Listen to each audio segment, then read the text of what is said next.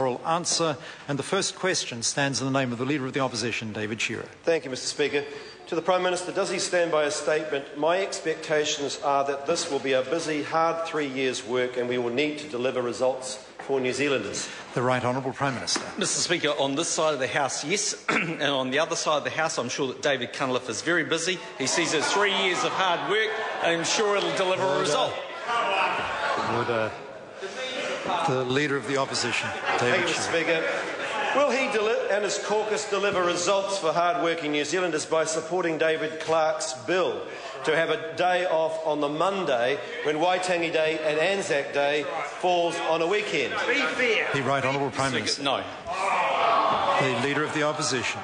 Does he agree with tourism industry CEO Martin Snedden, who said creating long weekends will boost New Zealand's economy in relevant years by stimulating domestic tourism, and if not, why not? The Right Honourable Prime Minister. Speaker, no. The Leader of the Opposition.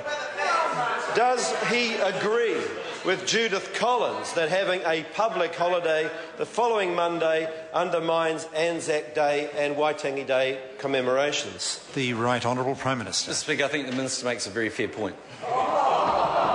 The Leader of the Opposition. Does he understand that hard-working New Zealanders think it's fair to have a holiday on the Monday when the public holiday falls on a Sunday? The Right Honourable Prime Minister. Mr Speaker, I understand the concerns that New Zealanders might have. I also understand the issues at stake. There are many people that would feel very, very strongly that Mondayisation would be taking away potentially from those very, very significant days. But I just say this. I just say, well, they're baying like a bunch of banshees, but you had 9 years in government, you didn't do anything about it. Order. Before I call the Leader of the Opposition, the Speaker didn't have the last 9 years in government.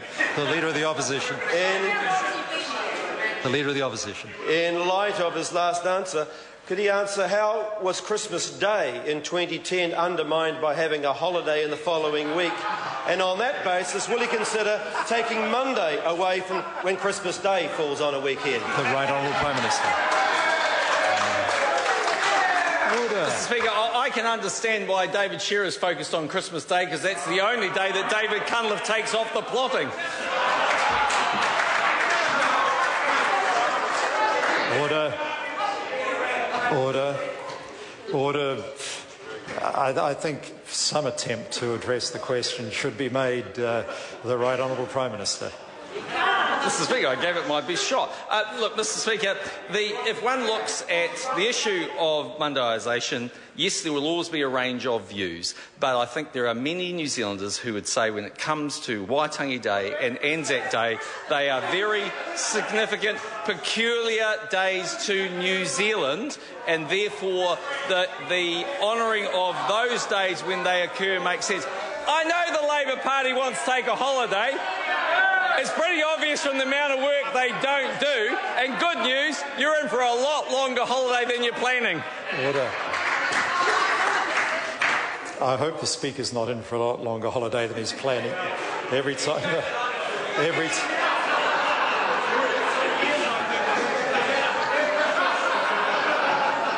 Enough said. The question number 2, Dr. Russel Norman. Thank you, Mr Speaker. My question is to the Prime Minister and asks, does he stand by his statement that, quote, we don't favour one group over another? The Right Honourable Prime Minister. Mr Speaker, I stand by my full quote, which I made at the National Party conference about the National Party, which says, and I quote, we have tolerance and respect for all New Zealanders and we don't favour one group over another.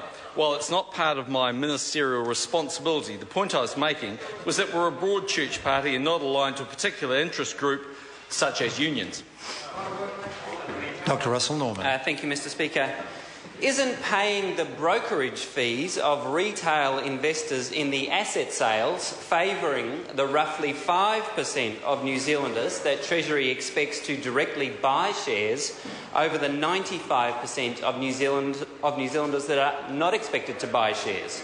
The Right Honourable Prime Minister. Speaker, the government has a number of wide-ranging objectives in terms of the mixed ownership model program. One of those is to see as widespread ownership as possible by as many New Zealanders as accessible as possible. I need to check the point about whether we're paying brokerage fees. I'd be very surprised if we're doing that. We certainly have a loyalty bonus aimed at those New Zealanders, if that's what the member means. Dr. Russell Norman. Thank you, Mr. Speaker. Well, is he aware that there is $56 million in the budget primarily to pay the brokerage fees to the selling syndicate? And why is it fair for all taxpayers to cover the brokerage fees of the 5%? The Right Honourable Prime Minister. Mr. Speaker, I'd need to check that matter. I'm sure the member is probably incorrect in the assumption he's making, but if he wants detailed answers, it'd be better put down to the Minister responsible.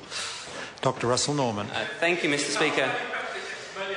Why does the government claim that asset sales are about mum and dad investors when Treasury's numbers show that, in fact, 95% of mums and dads would end up subsidising the 5% who can afford to buy shares? The Right Honourable Prime Minister. Speaker, well, I'm not sure Treasury's advice does show that. In fact, I'd reject that. I'd draw attention